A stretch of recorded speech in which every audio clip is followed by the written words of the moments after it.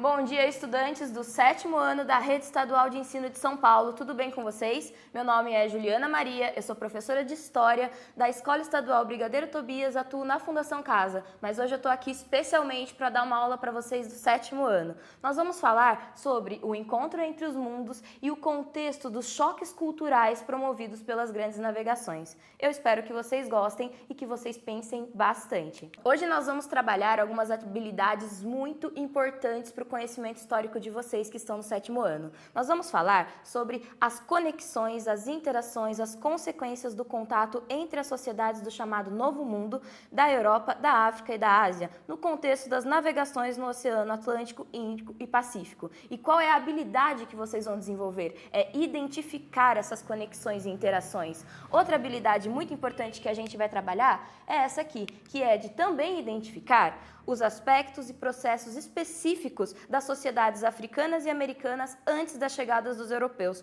com destaque para as formas de organização social e para o desenvolvimento de saberes e técnicas, valorizando a diversidade dos patrimônios étnico-culturais e artísticos dessas sociedades.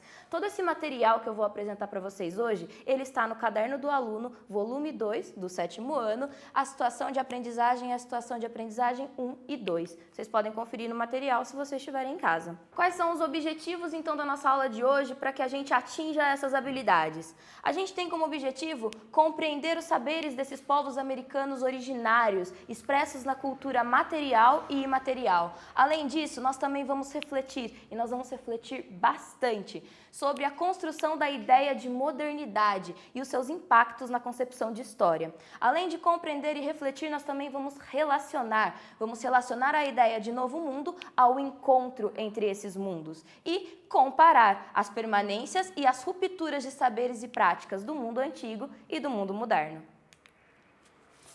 E aí, eu trouxe algumas provocações, porque eu gosto de provocar, eu gosto de fazer vocês pensarem, e eu quero que vocês pensem comigo agora. Será que existem outros mundos? Será que existe vida humana em outros planetas? E pessoas como nós, será que elas podem viver, mas de maneiras totalmente diferentes, em lugares que a gente nem sabe que existem? Tenho mais algumas perguntas. Qual o formato da Terra? Vocês já pararam para pensar sobre isso? A gente está aqui em pé, mas qual é o formato dessa Terra toda? Será que ela é plana? Será que ela é quadrada? Ou circular? Ou será que ela é um geoide? Ou será que tem alguém aí que acha que é uma pirâmide? Você já reparou que o nosso país, o Brasil, que a gente vive, ele é formado por pessoas das mais variadas cores e culturas, que tem uma diversidade muito grande de povos? E você já parou para pensar do porquê que quem é brasileiro e mora no Brasil, aqui na América, fala português, assim como quem mora em Portugal e assim como quem mora em Angola, lá na África? Por que será que em todos esses países falam a mesma língua? Eu espero que essas provocações motivem vocês a atingir nossos objetivos e desenvolver as habilidades da aula de hoje. Nós vamos começar com algumas contextualizações. E antes de eu fazer essas contextualizações, é importante que vocês lembrem que é um contexto. Contexto, dentro da história, é o cenário, aquilo que está dentro do mesmo tempo. Nós vamos fazer uma contextualização temporal, espacial e histórica. Eu vou começar pela contextualização temporal. Como vocês estão no 7º ano, eu acredito que vocês já tenham visto isso em outras oportunidades, talvez não dessa maneira. Isso aqui é uma linha do tempo com a organização da história da humanidade. Ela foi formada por alguns historiadores que acreditaram que a gente estudar a história assim ia facilitar o nosso entendimento. Então aqui nós temos 5 períodos e qual é a nossa missão agora? Conseguir identificar em que momento desse tempo que acontece esse contexto de encontro entre os mundos, em que momento que está ocorrendo as grandes navegações. Se você estava atento lá no primeiro bimestre, você já sabe responder essa pergunta. Esse momento que nós estamos estudando está na transição da história medieval para a história moderna. É um período de transição de um período histórico para o outro período histórico. Para a gente se situar, eu tenho aqui a história medieval com o feudalismo, mudando para a história moderna com o absolutismo. Eu tenho alterações no modo de vida, de governo, de economia, de cultura, de tudo. E essas alterações, elas estão diretamente ligadas com o choque cultural entre esses mundos. Agora, a gente vai fazer uma contextualização espacial de onde que nós estamos falando. Para começo de conversa, onde que nós estamos? Nós estamos aqui, na América do Sul, Brasil. Então, se a gente está falando do choque entre esses mundos, nós já sabemos que um desses mundos é onde nós estamos. Mas onde estão os outros mundos? Aonde estão esses outros povos que vão ter esses contatos nesse período de transição da história medieval para a história moderna? Nós estamos falando dos europeus, do mundo na Europa, lá no século XV, e nós estamos falando do mundo que existia aqui na África, também no século XV, e do mundo que existia na América do século XV. O que vai acontecer? Esses mundos eles vão se encontrar, e esse encontro vai levar a um grande choque cultural. Agora, a gente vai fazer uma contextualização mais específica dentro da história. Essa contextualização, ela também é quase uma revisão do primeiro bimestre. Então, se você não prestou muita atenção ou não lembra muito bem, aproveita. O que estava acontecendo em cada um desses três mundos lá no século XV? Na Europa, a gente tem, por si só, grandes transformações. A gente tem a transição desse feudalismo para as monarquias absolutistas. Mas, eu não sei o que é monarquia absolutista. Vamos lá que eu explico para vocês. A gente tem a formação dos estados modernos. E quando eu tenho estados com E maiúsculo, eu estou falando dos países. Eu estou querendo dizer, então, que surgiram os primeiros países. E esses primeiros países eram o quê? Monarquias absolutistas. O que é monarquia, Pro? É uma forma de governo onde o poder está centralizado nas mãos do monarca, do rei ou da rainha. Então, a Europa, nesse período, tem o surgimento dos primeiros reinos desses países. Dentro desses reinos, começa a acontecer aqueles renascimentos das situações de aprendizagens lá do primeiro bimestre. Renascimento cultural, renascimento científico, renascimento comercial e renascimento artístico. E todos esses renascimentos, eles vão levar a esses... Não vou falar a palavra descobrimentos. Nossa, eu falei. Calma, segura aí, que daqui a pouco vocês vão entender o que é esse tal de descobrimento. Então, os renascimentos, eles são as maiores molas propulsoras, que faz assim para levar lá para os descobrimentos que a gente vai falar daqui a pouco. Então, eu tenho esses renascimentos, o renascimento econômico diretamente ligado com a adoção de uma economia mercantilista, ou seja, uma economia baseada na intervenção desse rei aqui, absoluto, lembra? Poder absoluto, poder total, inclusive sobre a economia de um país. E esse rei, essa rainha, vai controlar totalmente essa economia mercantilista, baseada no acúmulo de metais preciosos, no metalismo. Então, a economia mercantilista também está ali, como pano de fundo, por trás desse encontro entre mundos. Além da economia mercantilista, nós temos esse contexto de expansão marítima motivado, claro, pelo próprio Renascimento, pela formação dos estados e por esse mercantilismo. O que vai acontecer? Esses reinos, eles querem ganhar dinheiro, eles querem enriquecer. E como que eles vão enriquecer? Praticando o comércio. E esse comércio, inicialmente, era praticado com as Índias Orientais, lá para a região das Índias mesmo. Só que eles precisaram achar uma nova maneira de chegar nas Índias Orientais por umas questões que vocês vão ver nas próximas aulas. E quando eles tentam encontrar essa outra maneira, eles precisam se lançar aos mares. Daí, expansão, crescimento. Eles se lançam para a expansão marítima, buscando novas rotas de comércio com as Índias Orientais. O que ninguém esperava, ou talvez alguns, os mais inteligentes lá do Renascimento científico ou do Renascimento artístico, é que haveria outras Índias, as Índias ocidentais, que eles vão chamar de Novo Mundo. E esse Novo Mundo é exatamente aqui onde nós estamos, na América, e uma parte da África que eles desconheciam. E como estava esse novo mundo. E por que eu estou usando aspas entre o novo? Porque esse mundo não tem nada de novo. Quem vai chamar de novo são os europeus que não conheciam, mas esse mundo já existia e já estava aqui muito bem formado. E aí, o que ocorre? Então, eu tenho na América, nesse mesmo século, no século XV, povos indígenas altamente desenvolvidos, povos indígenas que ainda vivem como caçadores e coletores, povos indígenas que vivem em sociedades agrícolas. O fato é, nós temos diferentes povos indígenas, com diferentes organizações políticas, econômicas, sociais e manifestações culturais. O que os europeus vão chamar de Novo Mundo, na verdade, é um mundo que já existia, repleto de história. Além da América, nós também temos a África dentro desse contexto. E a África, no século XV, era um continente habitado por povos originários dali e também pelos islâmicos. Os muçulmanos já praticavam comércio com a África no século XV. Nesse período na África, a gente tem uma série de transações comerciais entre o Saara e entre os próprios povos africanos. A África era um continente riquíssimo e muito visado nesse enriquecimento dos reis. Eles tinham muito interesse lá na África. Então, nós temos esses povos originários islâmicos e também temos diferentes organizações políticas, econômicas, sociais e manifestações culturais no continente africano, além das trocas comerciais que já existiam entre o próprio Oriente e a Europa, e a África sendo ali um eixo para essas trocas. Esses três mundos tão diferentes e tão distantes, separados pelo Oceano Atlântico, eles vão se encontrar nesse momento. E o que vocês acham que vai acontecer quando esses mundos se encontrarem? Esse encontro entre mundos que nós estamos falando, ele vai gerar os chamados descobrimentos. E agora que eu vou começar a fritar cérebro. Descobrimento para quem? Quem é que descobre alguma coisa?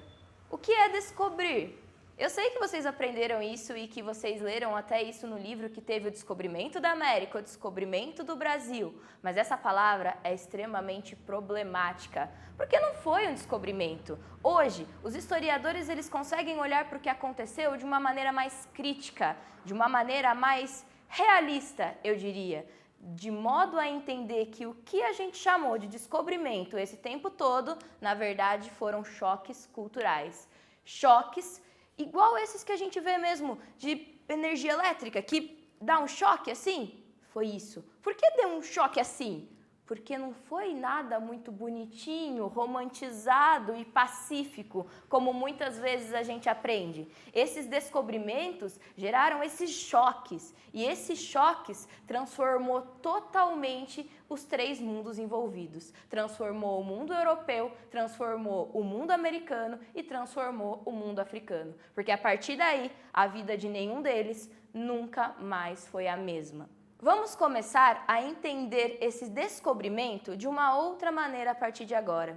De uma maneira a compreender tudo que está envolvido no contato entre esses mundos. Então, eu estou falando de um processo de invasão, aonde povos de um lugar chegam e invadem o território de povos de outros lugares. E como se não bastasse, esse processo de invasão levou a um outro processo de conquista. E não é conquista romântica, é conquista muitas vezes violenta, baseada na força. E não só a violência física, mas também uma violência cultural, aonde a cultura do povo conquistador, visto como herói muitas vezes, foi imposta para aqueles outros povos. A gente está falando então de um processo de dominação, aonde os povos conquistadores, os povos que têm o poder, eles fazem o quê? Dominam os outros povos. Por meio de quê? Por meio dessas armas, que, como eu disse, não foram só armas de fogo, não foram só armas físicas, foram armas principalmente culturais. E tudo isso com qual objetivo? De exploração, de explorar um povo ou aquele que poderia oferecer alguma coisa para que aqueles reinos que nós falamos agora há pouco enriquecessem. Então, dando nome aos bois, o que eu estou dizendo? Que os recém-formados países da Europa, as novas nações, os novos reinos, como Portugal, Espanha, França, Inglaterra, Holanda, crescem o olho, têm um grande interesse nos territórios da África e da América. E chegando aqui, o que esses novos países, o que esses reinos vão fazer? Invadir, conquistar, dominar e explorar. Para quê? Para enriquecer. O dinheiro, nesse período, era o que movia o mundo.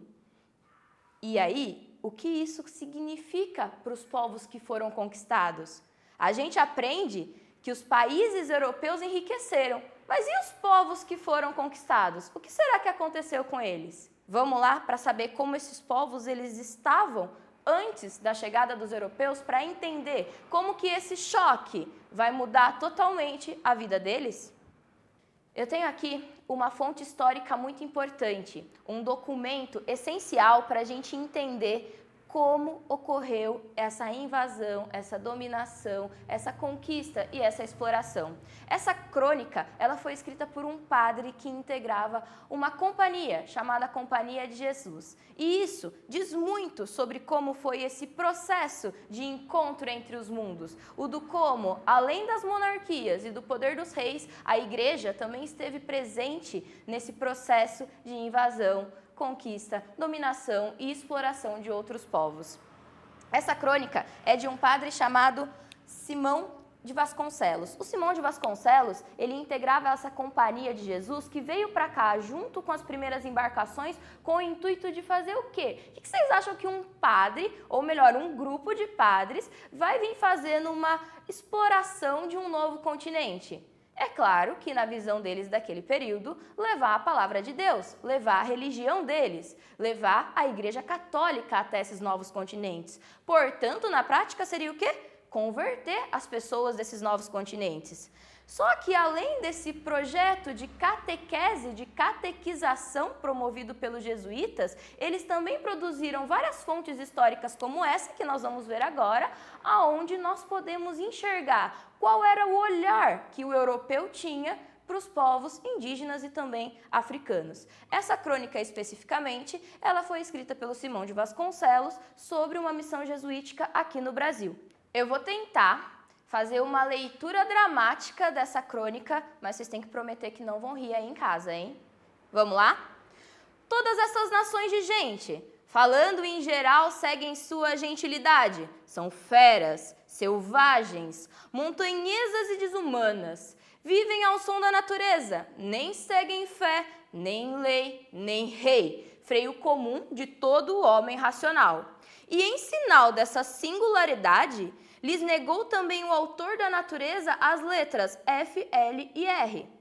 Seu Deus é seu ventre, segundo a frase de São Paulo. Sua lei e seu rei são seu apetite e gosto. Parecem mais brutos em pé que humanos racionais. Nem têm arte, nem polícia alguma. Nem sabem contar mais do que até 4. Os demais números notam pelos dedos das mãos e pés. Andam esburacados, muitos deles pelas orelhas, faces e beiços. E nesses buracos engastam pedras de várias cores, de grossuras de um dedo. Nos mais costumes são como feras, sem política, sem prudência, sem quase rastro de humanidade.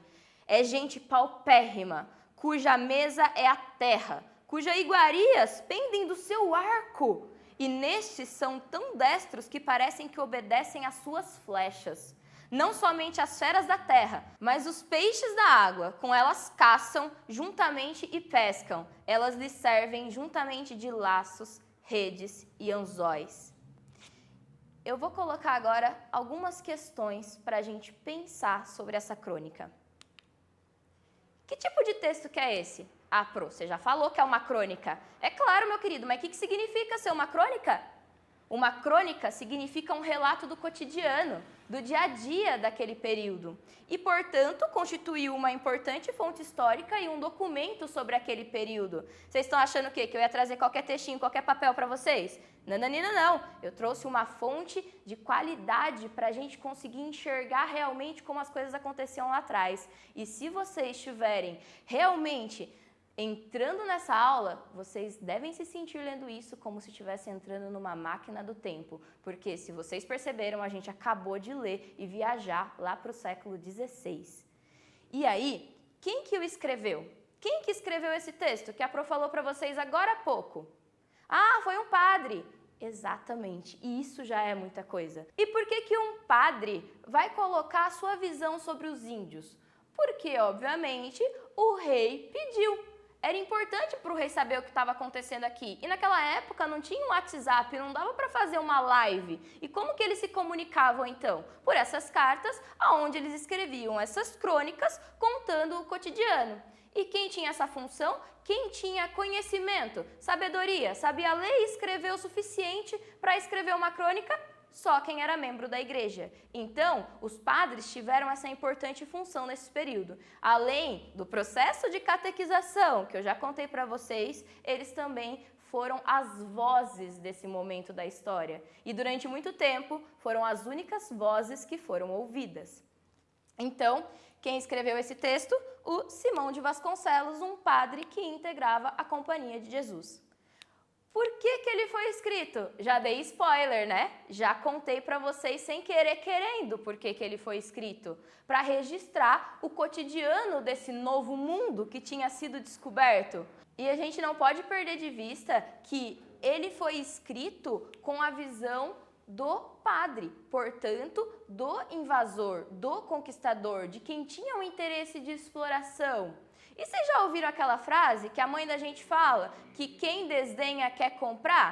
Se a gente analisar esse texto e sentir realmente o que o padre Simão de Vasconcelos estava dizendo, vocês acham que os índios pareciam pessoas legais? Vocês acham que os índios pareciam sujeitos desenvolvidos, evoluídos, civilizados? Que é uma palavra que eles gostavam muito naquele período, de civilização. Vocês acham que lendo esse texto dava a entender que os indígenas, eles já tinham o seu desenvolvimento, a sua civilização? Pensem nisso, essa eu não vou dar resposta. Sobre quem que ele foi escrito? Eu vi vocês respondendo aí, dentro da cabeça de vocês mesmo, que foi sobre os índios, exatamente. E em que contexto ele foi escrito? Eu esqueci que é contexto. Contexto é o cenário. E qual cenário que a gente está mesmo? Nós estamos falando do momento da expansão marítima, das grandes navegações, que ocorreu lá na história moderna, na transição da medieval para a moderna, comecinho da história moderna, do choque entre os mundos. E qual a visão que esse texto, que essa crônica escrita pelo padre Simão de Vasconcelos apresenta sobre os índios? São gente boa? É claro que não. Eles são o quê? São selvagens, são ultrapassados, são todos errados por serem quem eles são. Por serem quem eles são com a visão de quem? Não podemos esquecer, lembra? Com a visão do invasor, do conquistador. E na visão do conquistador, o índio não vale nada. Ele precisaria, para valer alguma coisa, ser catequizado, para ele se tornar gente, para ele passar a ter alma. Essa era a missão da Companhia de Jesus, que escreveu essa carta e que tinha essa visão sobre os indígenas. Mas, como aqui a gente trabalha com fatos, eu venho trazer um outro fato, um outro olhar sobre essa mesma história, sobre esse mesmo período. E agora a gente vai falar da perspectiva, do ponto de vista dos indígenas. Quem eram esses indígenas? Era tudo igual? Era todo mundo índio? Nananina, não.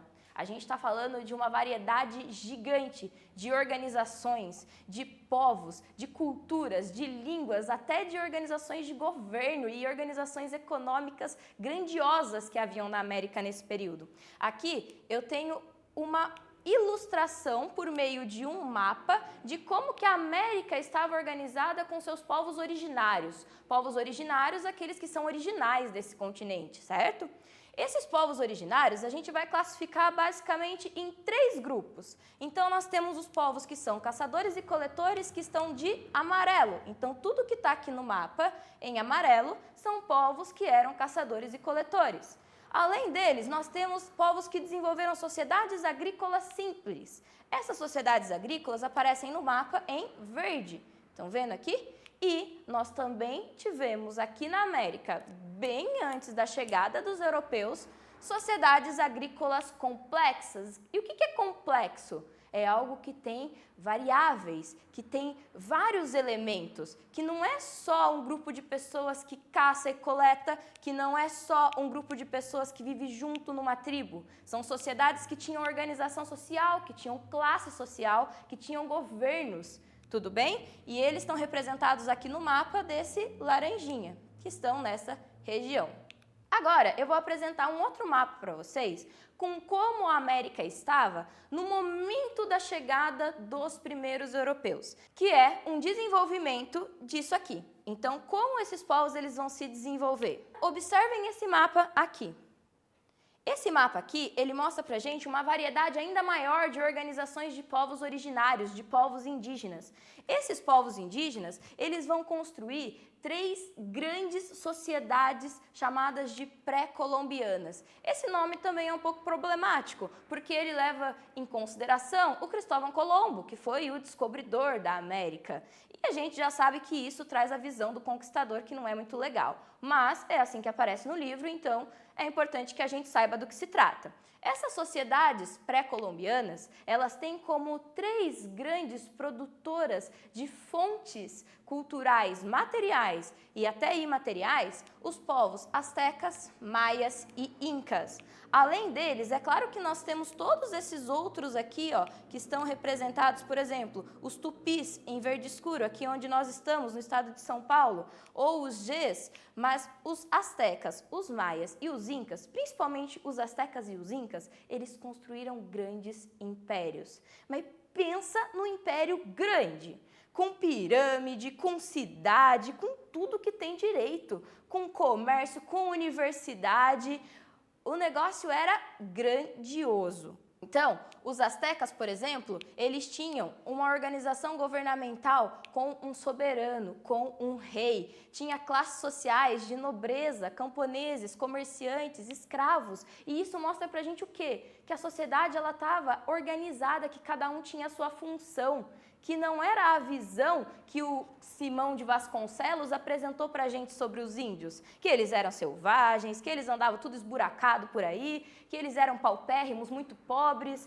Nada disso. Eles eram riquíssimos, tanto que tinha até uma classe só de comerciantes, tanto que tinha uma nobreza.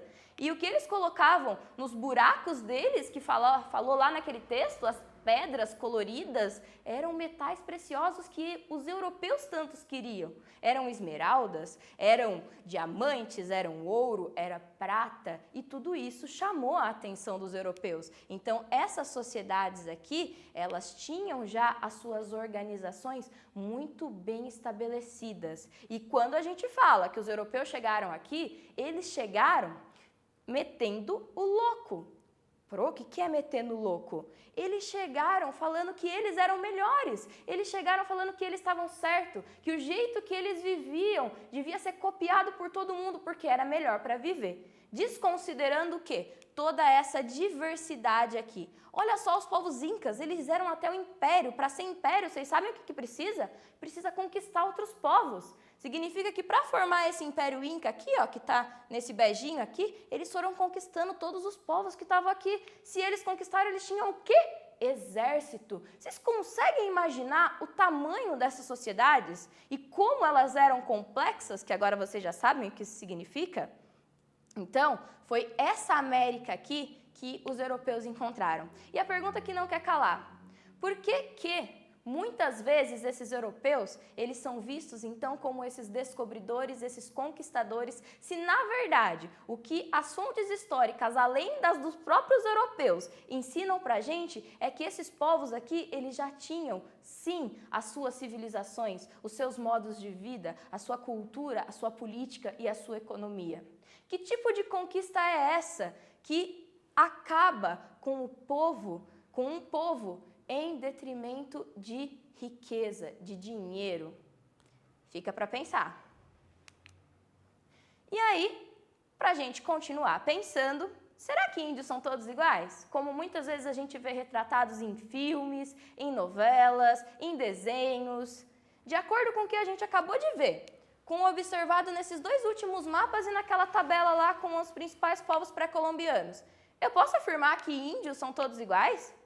É claro que não, porque você está prestando atenção na aula e você já entendeu. E por que eu não posso afirmar isso? Porque nós temos registros que mostram que não era bem assim. Mas, que tipo de registro que a gente tem desses povos? Não sobrou só as cartas, as coisas lá do conquistador, do europeu?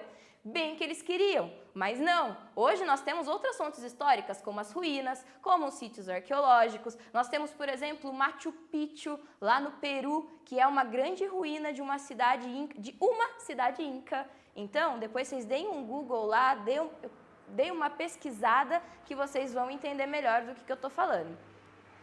Comparando a crônica do Simão de Vasconcelos, aquela lá que ele via o índio como selvagem, como uma pessoa perdida, sem alma, que saía fazendo buraco por todo o corpo, que vivia com a flecha dele na mão para caçar o que ia comer. Comparando essa crônica com os mapas e a tabela, a gente pode dizer que o autor do texto, que o Simão de Vasconcelos, que esse padre, ele foi capaz de registrar o cotidiano de todos os povos originários da América? Será que aquela visão que ele colocou naquela crônica, que ele mandou para o rei de Portugal naquele momento, é uma visão que realmente representava o cotidiano, o dia a dia de todos os índios da América toda? É claro que não, né? Agora, a gente vai sair da América e vai lá para a África, porque assim como a América, o continente africano também já era repleto de riqueza e diversidade nesse período. Eu vou ler esse textinho com vocês, que é o que está lá na apostila que vocês têm, e aí a gente vai fazer algumas reflexões, pensar mais um pouquinho. Os povos africanos, eles realizavam comércio de suas mercadorias entre a Europa e a Ásia, muito antes dos europeus realizarem a colonização do continente africano. E isso é um dado importantíssimo. Por quê? Porque mostra pra gente que os africanos eles já tinham um grande desenvolvimento. Assim como nós vimos que na América os incas, os astecas e os maias construíram sociedades complexas, grandes impérios, grandes cidades e civilizações, os africanos também construíram. Nós temos registro da primeira universidade, por exemplo, desse período no Império do Mali, lá na África. Nós temos grandes obras arquitetônicas, grandes obras de engenharia hidráulica, tudo isso lá na África, antes da chegada dos europeus. Continuando o texto aqui. As caravanas de comerciantes cruzavam o continente africano pelo deserto do Saara, a fim de levar os produtos como sal, noz de cola e metais preciosos de um lugar para o outro. Assim, surgiram cidades e aldeias, e este caminho ficou conhecido como Rota do Sal. Eu vou repetir que, de novo, antes da chegada dos europeus, tá bom? Por que você está repetindo tanto isso? Para ficar claro nessa cabecinha que os africanos já tinham desenvolvimento econômico, que o grande interesse dos europeus ao terminar de descobrir, que agora a gente já sabe que é invadir, conquistar, dominar para explorar, a África era essas rotas comerciais. Continuando. Com o crescimento das rotas pelo Saara, a riqueza e poder de alguns reinos foram se intensificando, por possuírem o controle e o acesso aos bens desejados pelos comerciantes. Entre os séculos 6 e 15, surgiram e se consolidaram os reinos do Mali, Gana, Songhai, na África Ocidental. Também nesse período, o comércio de mercadorias e a troca de culturas teve um grande destaque com a entrada do islamismo no continente africano. Esse textinho que está lá na apostila de vocês, no caderno do aluno, ele traz para a gente um cenário geral da África antes da chegada dos europeus, assim como esse esqueminha aqui dos principais reinos e impérios que haviam no continente da África, principalmente na África Ocidental, antes da chegada dos europeus. Então a gente tem, por exemplo, o Império de Gana, que ele teve o seu auge lá por volta do século 13, riquíssimo em ouro. Os caras manjavam de metalurgia. Vocês estão ligados que isso é extremamente importante para fabricar armas? Então pensa nos escudos, nas espadas que eles produziam nesse reino de Gana. E é claro que quando os europeus chegam no que sobrou aqui do reino de Gana, eles vão ter muito interesse nisso. Assim como o reino de Gana, a gente tem o Império do Mali. O Império do Mali era riquíssimo, eles tinham grandes reservas de ouro também. E vocês lembram que a Pro falou lá do mercantilismo? Que o mercantilismo era o modelo econômico que os europeus estavam começando a seguir lá na história moderna, lá nos reinos absolutistas, que se baseava em quê? Acúmulo de ouro. Olha o interesse aí. Assim como eu tenho o Império de Mali, eu também tenho o Império do Songhai. E o Império de Songhai era riquíssimo de conhecimento. E os europeus, quando chegam lá na África, eles vão roubar, ou digamos, aprender a dizer que foram eles que criaram muitas coisas com as universidades que haviam no Songhai. E de acordo com todas essas informações que a gente viu nesse último slide, eu posso afirmar que havia organização política, social e econômica no continente africano antes da chegada dos europeus? Eu ouvi um grande sonoro? Sim, exatamente. Então essa desculpinha de que o europeu chegou lá na África para levar a evolução, a civilização, vocês agora, muito espertos, já sabem que foi só realmente uma desculpinha para eles invadirem, dominarem, colonizarem, explorarem o continente. E os povos africanos, eles eram todos iguais? De acordo com o que a gente viu no último slide? É claro que não. Nós temos vários impérios, vários reinos, com uma diversidade cultural gigantesca. Diversidade não só de cultura, mas de organização política, de economia, de absolutamente tudo. Então, assim como os índios não são todos iguais, os negros do continente africano também não. E para finalizar, vamos fechar esse contexto de choque cultural. Então nós falamos do que na aula de hoje? Nós falamos do contexto das grandes navegações e de como esse choque cultural entre Europa, África e América leva a resistências e aculturação. Palavrinha nova no final da aula, Porô? Pode? Pode, porque elas são importantíssimas, porque é importante a gente ter em mente que esse contato vai gerar resistência, não vai ter uma aceitação pacífica, vai ter guerra. Tanto os indígenas como os africanos, eles vão enxergar os colonizadores, os europeus, como vilões. Eles vão tentar proteger aquilo que é deles. E ao mesmo tempo que nós temos guerras de tentativa de conquista dos europeus para a América e para a África, nós temos um processo de aculturação. O que é isso? Quando um povo tenta impor a sua cultura para o outro. E ocorre uma miscigenação forçada, uma mistura forçada de culturas. Tranquilo? Então, o que vai resumir esse choque cultural? As resistências, o movimento contrário de não aceitação da dominação e um processo de aculturação, de miscigenação, de mistura entre esses mundos aqui. Outra coisa importante da aula de hoje que eu espero que vocês tenham percebido: existe uma história do ponto de vista do colonizador e outra história do ponto de vista do colonizado. E qual história é a verdadeira? A gente não tem essa resposta, porque a história é uma ciência humana, não é uma ciência exata. Então, a gente precisa analisar os diferentes pontos de vista.